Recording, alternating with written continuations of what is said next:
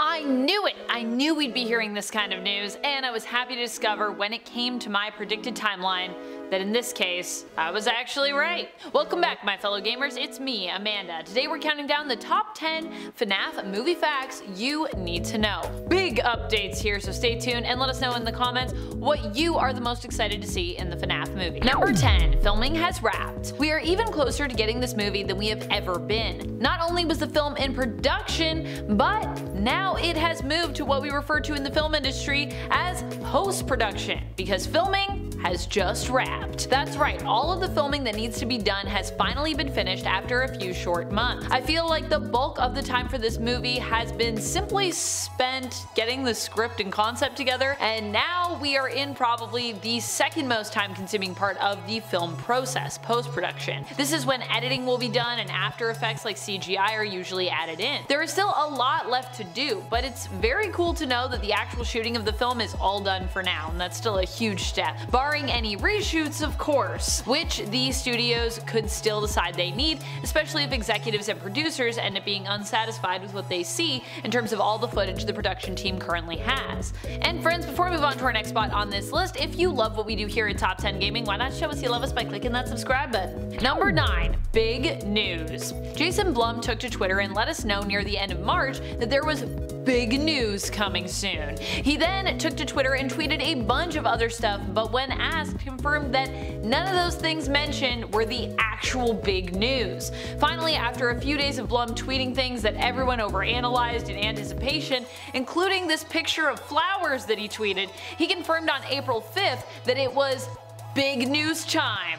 In his tweet, he wrote simply, "As promised, FNAF fans, you asked and we delivered. FNAF movie is coming this Halloween on October 27th, 2023. 205 days until the party, and that is the big news." That's right, we have ourselves an actual release date for this movie, something that some people were like not expecting to see till, next year, but I kind of hoped it was gonna happen.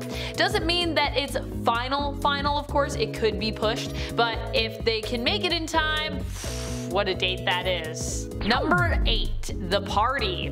The thing that I find very intriguing about Jason's tweet in regards to him sharing the big news of the FNAF movie release date is that he specifically wrote 205 days until the big party. Considering the marketing campaigns we've seen Blumhouse employ in the past for their projects, I'm very interested to see how this will apply to the FNAF movie and what tactics we might see them use in getting us hyped for this quote-unquote big party. Please tell me there will be IRL appearances of animatronics from the film. Number 7. Scott versus Jason. Scott Cawthon has become very well known amongst fans for being one of the biggest trolls pretty much ever. Jason, I feel like, is quickly becoming known as kinda just the opposite to Scott. While Jason Blum is still tight-lipped about all things FNAF movie, at least he's clear when it comes to the communication he has given us and the beans he has been willing or is able to spill. I personally feel like this is a good sign for fans of the franchise. I like the idea that Scott can basically still totally prank us at any moment or send us into a spiral of overanalyzing what we perceive to be as some kind of clue or puzzle piece, while Jason can, at the same time, give us some straight facts to balance out all that mystery. Number 6. Blumhouse turnaround. One of the major reasons why I was so optimistic when it came to the release date for FNAF being around Halloween of 2023 instead of 2024 like so many were assuming it was going to be, was because of the track record of Blumhouse when it comes to having some pretty quick turnarounds admittedly for films. Halloween Ends is of course a film franchise that they were anticipating making that movie for. I'm sure shooting and releasing, all of that stuff, they already kind of had it in their mind's eye when they started, but still, even with the start of filming being drastically delayed for that movie, initially expected to start mid-2020, but then of course being pushed to January 2022 because of the state of the world, Halloween Ends still was ready for a Halloween release in that same year, 2022.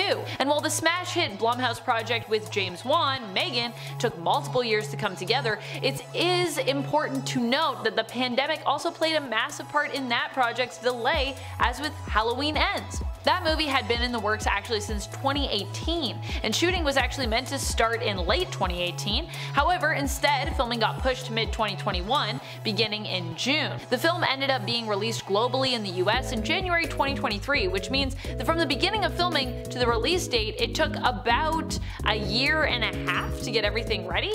However, this also included time spent reshooting, as the film was initially considered to be too graphic for the PG-13 rating they were hoping to get, so they were actually forced to reshoot some of it in order to get that rating for the film. So having a sooner rather than later release date for the FNAF movie in regards to Blumhouse's schedule was something I personally was anticipating and hoping for. Of course, if reshoots come into it, that might get delayed. I think Blumhouse is also eager to get this film out because they're aware of just how long us FNAF fans have been waiting, and they really want to ensure that the fans are both satisfied and happy with the film's release. Number 5. Day and date. Bad news for us Canadian fans, so that's both Connor and myself included, sadly. But great news for fans in the US, UK, Ireland, Germany, Austria, Switzerland, and Italy. While FNAF will be hitting theaters later this year, or it's expected to, it will also be available to stream exclusively on Peacock on the same day and date as its theatrical release, which, like I said, is only available in some countries. But still, pretty cool for those who do have access to the streaming service. If you don't want to, you won't even have to leave your home to watch the movie. Number 4. First look. Even more exciting to some than the release date for the film being given to us was the first look that we got for the FNAF movie. Oh boy. And honestly, I was like, what is this first look? I was looking for a trailer. I was looking for a teaser trailer. But instead we got this. Very interesting though. This came to us exclusively from the Universal Pictures Instagram page, which was shared in collaboration with Peacock, and it's actually also on Peacock's Instagram page too because it's a collaborative post. The caption read, "Can you survive 5 nights? Blumhouse's Five Nights at Freddy's streaming only on Peacock and in theaters 10/27/23. Very exciting. Even cooler, the picture that was shared there, which has since been plastered across the internet, was instantly recognizable by those of us who have been keeping a close eye on the production. Remember when we saw a bunch of people shooting outside with an animatronic outside of the front of Freddy's? That appears to be where this still or straight up just picture is from.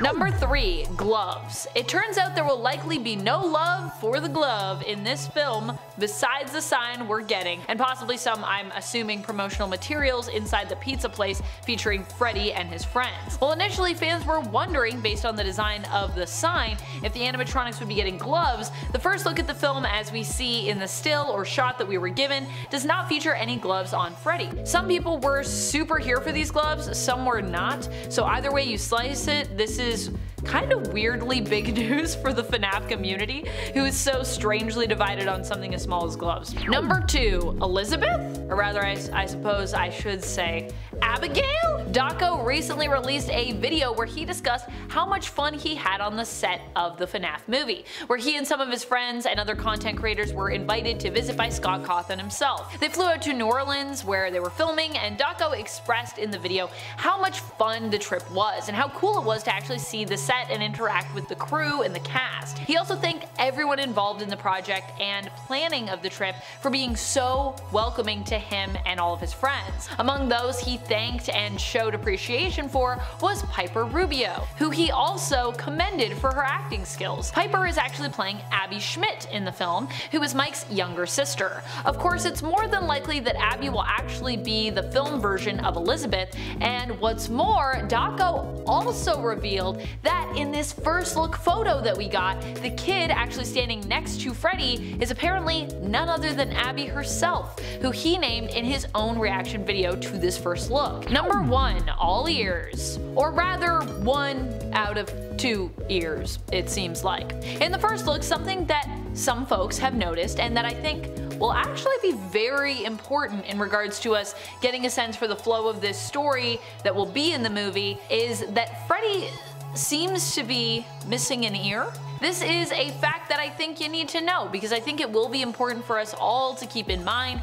as we brainstorm up our theories on the film, the plot, and what's gonna be happening there. My current guess in regards to what this means without really any other info to go off of, because I just have one photo, is that Abby and Freddy are returning to the original Freddy's Pizza years after it's been closed, and that Freddy has been through some stuff prior to this moment. I'm even wondering if perhaps Mike might might be in that suit somehow. I know this point is kinda less of a fact, but would it really be a FNAF list without at least a smidge, a tiny little bit of theorizing? That's all about it. I'll see you next time, gamers, but until then, keep on gaming on. Pew pew!